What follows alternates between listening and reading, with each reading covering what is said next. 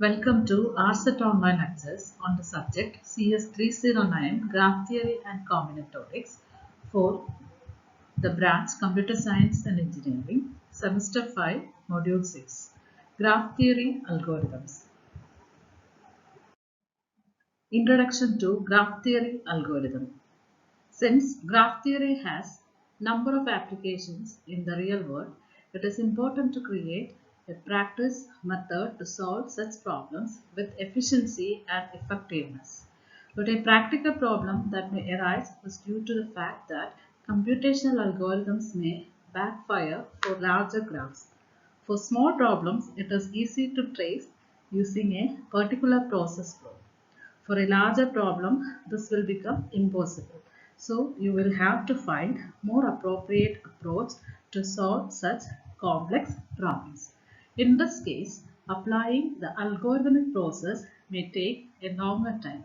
Hence, there was a need to address this issue and come up with a practical approach to handle these kinds of situations through the use of computers.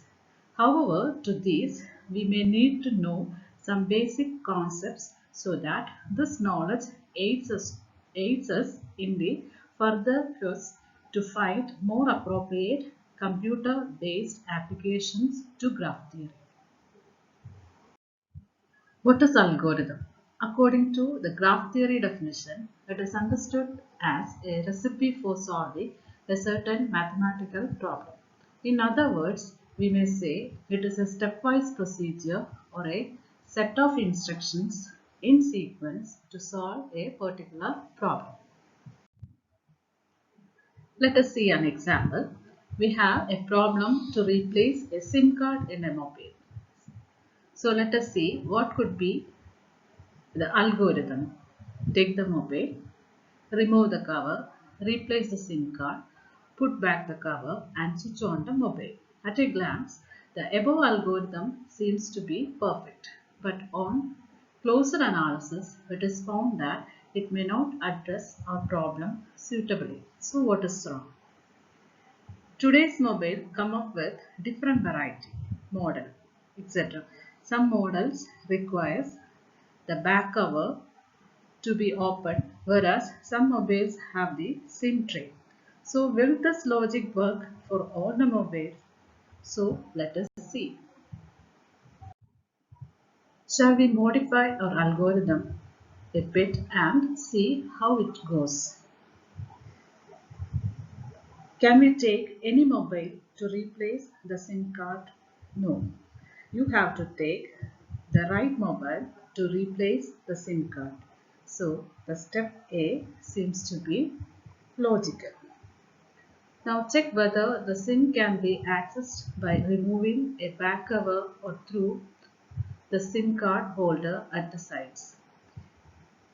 If it is a back cover model, remove the back cover and SIM and replace the old SIM with a new SIM.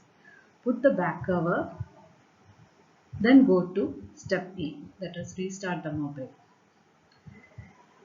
If the mobile is not a back cover variety, we use the right tool and remove the SIM card holder. Then remove the existing SIM and put in the new one. Then restart the mobile. This procedure can be represented in a flowchart.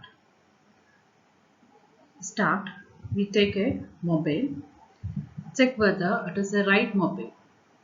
If no, take another mobile. Then we go to the step. The second mobile we taken as the right mobile. If it is yes, take the mobile. Is it a tray open mobile? If it is yes, take the tray open pin and use. Replace the SIM, push the tray in, then switch on the mobile, stop. Next, if the taken mobile is it a tray open mobile? If it is no, then open the back cover, replace the SIM, put back the cover, then switch on the mobile, then stop. So, features of an algorithm. Every step in the algorithm should be precise and clear. Once the problem is solved by the sequential algorithm, the termination of the process also should be perfect and precise. It is for the reason as shown in the example. We say the 5 important features of an algorithm are: 1. Finiteness, indicating that it should be valid and practical. Second, definiteness, indicating that it should be clear and precise. Then input, indicating that it should be acceptable for use as an input.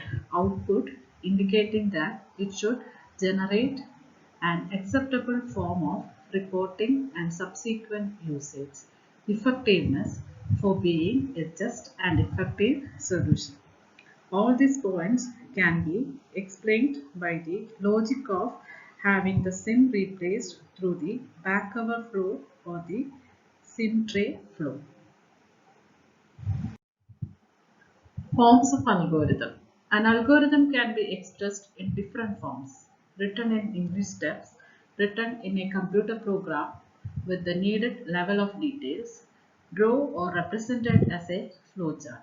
For the study of graph theory, the flowchart is found to be the best tool to understand the complexities involved. Efficiency of algorithms. We write an algorithm in order to solve a problem. An algorithm must not only do what it is supposed to do, but must do it efficiently. In the field of computer analysis, the two main criteria for efficiency of an algorithm are the memory computation time requirements as a function of the size of the input. In our case, the input is a graph and its size is the number of vertices n and the number of edges e. In due course, it was found that for most graph problems, the memory requirement is generally not a bottleneck, but it was the computation time requirement. The computation time requirement may provide as the worst case execution time or a best case execution time. The worst case execution time means a particular problem requires a large time in order to execute, whereas the best case execution time indicates fast resolution to our problem. An adjacency matrix in a computer can be represented as follows. The most popular form in which a graph or diagram is fed to a computer is its adjacency matrix. We can represent the adjacency matrix as an n by n matrix. That can be represented as, let us assume the n by n matrix as adjoint n n. If there is an edge from the vertex I to j, the ijth entry of the matrix is 1. That is denoted as edge ij equal to 1. If there is no edge from vertex I to j, we denote the ijth entry of the matrix as 0. That is denoted in computer as edge ij equal to 0. The internal representation of adjacency matrix in a computer.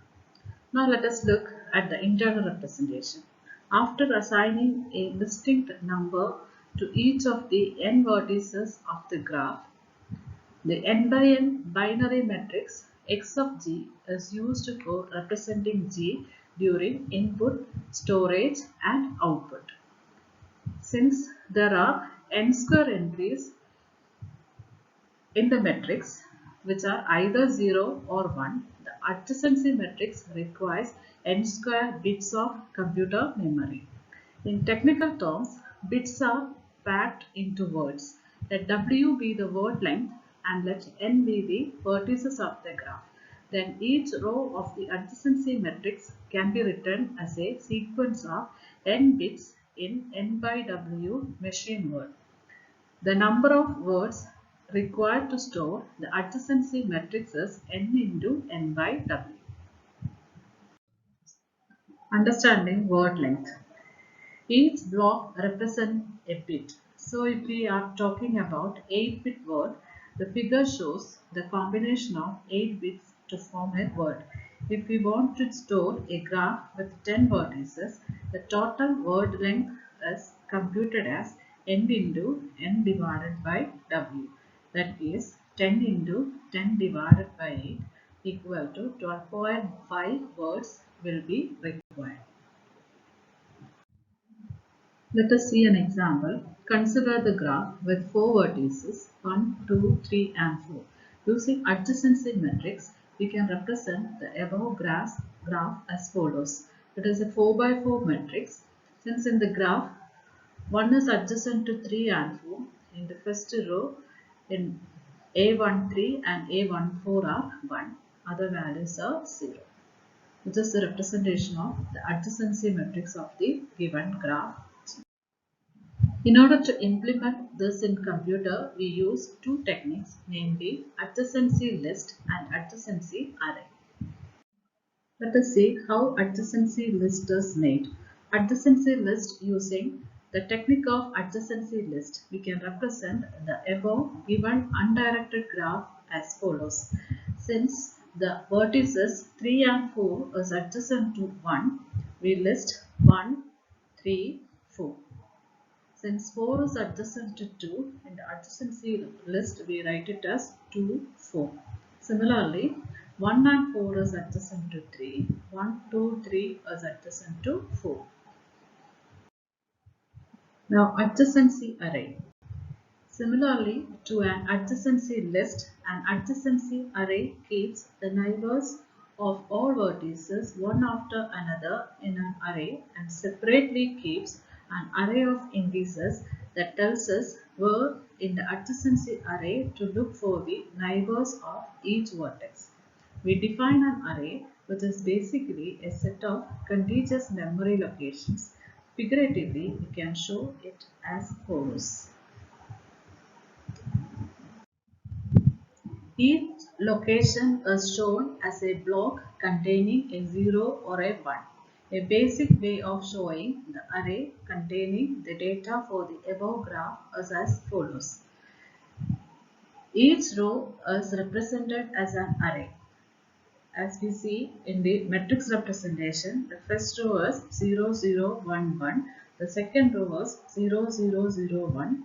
Third row 1, 0, 0. Then fourth row 1, 1, 1, 1 and 0. That is represented as an array. In the previous block diagram, the first 4 blocks store the data for the first row. The next 4 blocks store the data for the next row and so on. So in the case of a larger graph, it will hold a lot of data. We can still optimize this model to save more memory. In order to save the memory, we discard the memory location which shows 0 and only display memory location which contained 1. The representation in array as shown below is more optimized in terms of memory used. As 3 and 4 is adjacent to 1, that position is indicated in this diagram. Now incidence matrix. An incidence matrix is also used for storing and manipulation of a graph in the computational world. It requires n by e bits of storage, which might be more than n square bits needed for the adjacency matrix because the number of edges is usually greater than the number of vertices. In some applications, it is favored over the adjacency matrix. Example, it is used extensively in electrical networks and switching networks.